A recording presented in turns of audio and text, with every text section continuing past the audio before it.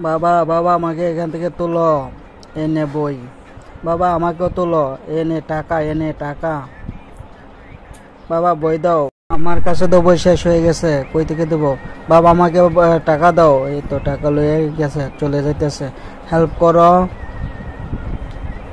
একটা লাইক করো, চ্যানেলটি সাবস্ক্রাইব করো, শেয়ার বাটনে চাপ দিয়ে থ্রি ডটে যাও, থ্রি ডটে গিয়ে দেখো মিউজিক।